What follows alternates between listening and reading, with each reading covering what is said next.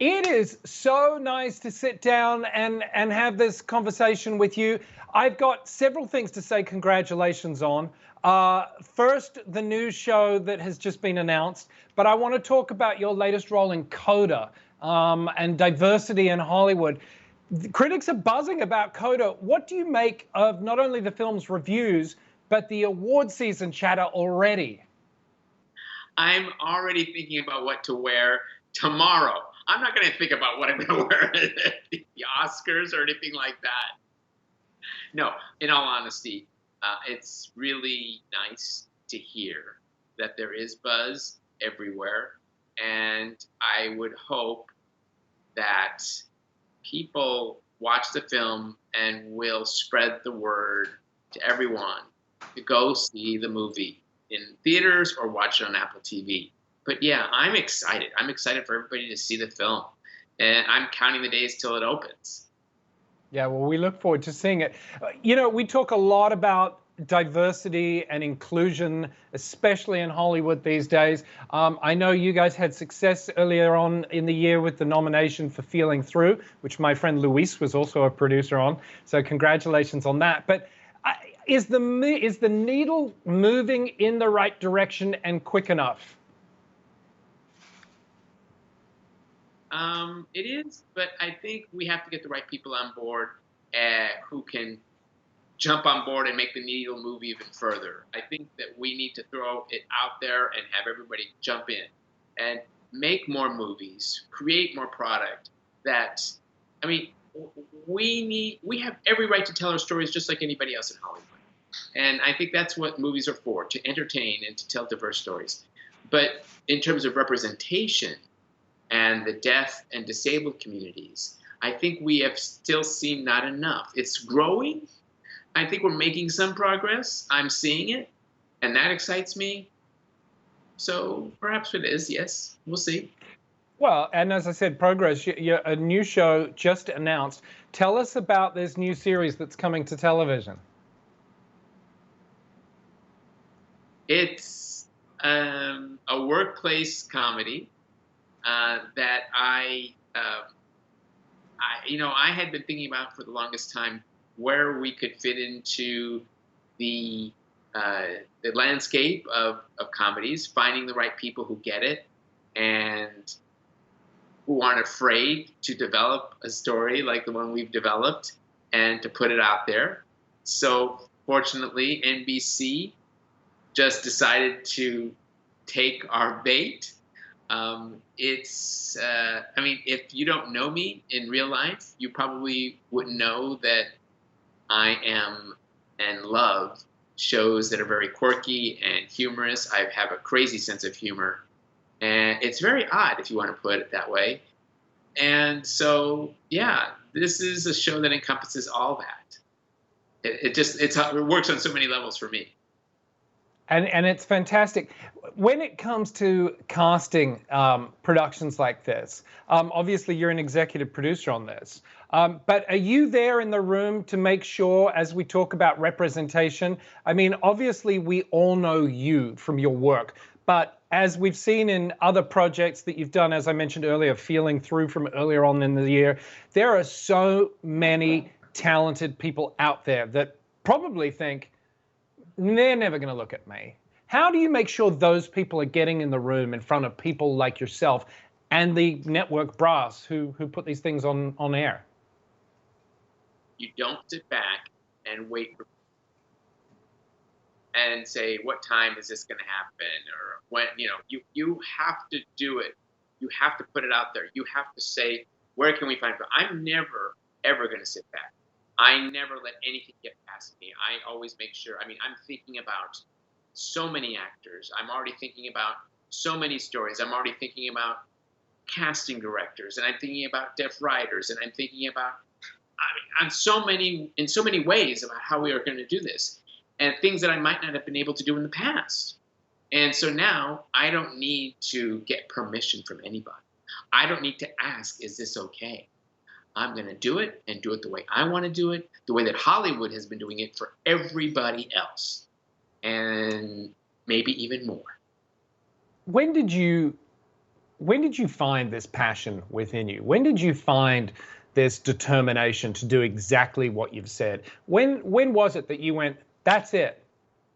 Do you remember that moment? Two moments.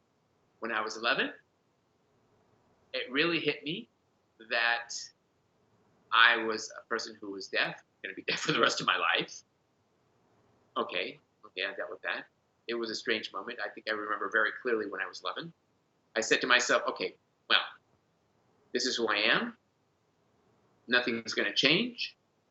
And I'm going to write a book someday in the future telling the world that it's okay to be deaf.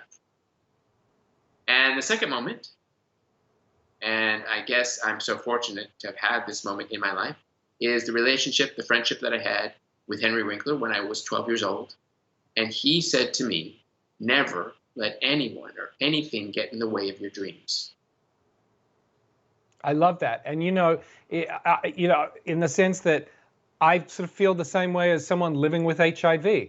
When I got that diagnosis, I had exactly that same thought process. I can't change this. This is the way it's going to be. So watch out, world. What are we going to do, right? Exactly. You hit it right on the nose. It's what makes us strong. When we can set our minds to something, that's what makes us strong, particularly for people who aren't able to accept what they have or who they are. And they can look at us and say, oh, okay, it's okay to embrace who you are. It's all right. And know that life has so many chapters in store for all of us. And whatever makes you happy is something you should pursue. How do you pick yourself up, though? When you get down, we all get down. How do you turn things around for yourself? What's your way of picking yourself up when you're feeling a bit crummy and like, I just can't be bothered? I eat milk duds, candy. Me too. That's why the camera only shows me from this height.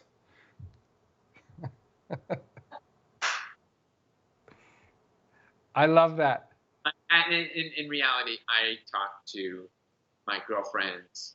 I keep in touch with them pretty frequently, and they're both in Chicago. And I have another girlfriend in New York, and we reach out to each other, or anyone who's actually willing to, make me laugh. Or anyone who's listening to me bitch or, talk to me without judging what I might have to say or what I'm depressed about, whatever it may be. That's basically how I work it. Yeah, great advice. And obviously 1987, I see there over your shoulder, you've got your buddy there, still shining nice and golden, Oscar. You won Best Actress for a leading role of your work in Children of a Lesser God. Do you remember that moment? And that moment's, how could you forget that moment when they call your name and you get to take that for all that you accomplished? What was it like? First of all, I'll never forget the journey of getting to the Oscar moment, of how it ended up, how I got cast, how my mother was standing with her address in her hand, ready to call every single person that she knew when I got cast in the movie, to the point where I had to get fitted for my dress, to coming to the set, my first per diem, the money that I got to spend, going on set, meeting the crew, meeting the cast, working with the director, all the things that were so new in my first film ever, to see how movies are made, and then realizing, oh, okay, it's a group effort. We work together to make a movie. It's just not one person. And look, listen, I still remember to this day, every single day when I watch Children of a Lesser God, each and every scene, I remember exactly what happened before the camera rolled. And I remember going to the Oscars and looking at all these movie stars from on my left side and my right side, from behind me and in front of me, and growing up watching them all and thinking, what am I doing here? I guess I'm one of them too. I guess I am. And then when William Hurt called my name in sign language, I thought, wait a minute, that can't get any better than that. He was using my language. And I didn't have to rely on somebody saying, Marlee, you just won the Oscar. He signed my. And one thing I think I would change is the speech. I would have been better off if I had planned for my speech. But it was awesome, and it still is to this day. Well, of all the memorable roles, including that one that you've played over 3 decades in your career, have you got one that stands out as a favorite? And if so, why?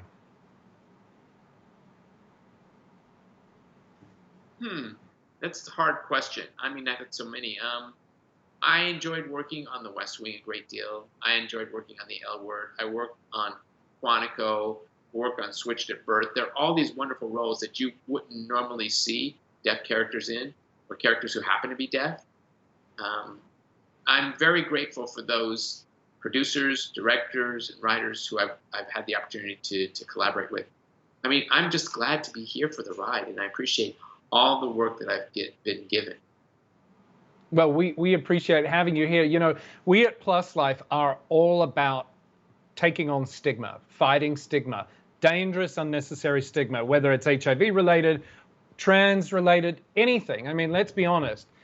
I often say HIV doesn't have to kill you, but stigma will. And I know that you also fight stigma. What are some of the ways you've found most effective when it comes to fighting the stigma in the deaf community? Never stay quiet. I'm deaf, but I'm certainly not silent. I mean, I think it's about working together. I think it's about, never be complacent. It's just part of life to embrace. And I mean, listen, it's easy to say, but I think you have to put it into practice. You want something to really happen, you want things to keep going, then you have to just do it. Otherwise, you'll get lost in the mix. Yeah, absolutely. You've described your career as a wild ride. So what's been the most rewarding aspect of this wild ride for you?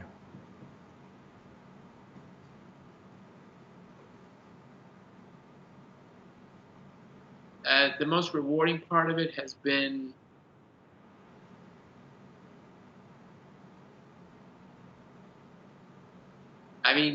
getting the opportunity to do what I've been able to do in my career. There's so many things. I mean, I can't even name them specifically, but I've just, for whatever it is that I've had the opportunity to do, I'm so appreciative. But at the same time, I know that there's still so much to do, so much I want to do, so much I want to do to give, so much I want to do to lend a hand, and hopefully inspire. There's so much out there. There really is. I I'm not stopping for sure. Thank you. Well, I wish we could keep going, but sadly, that's all the time we've got. So thank you so much for taking the time this afternoon to sit down and chat with us. Congratulations again on CODA, and we look forward to seeing the new series when that premieres too. Thank you so much. Thank you. Thank you so much.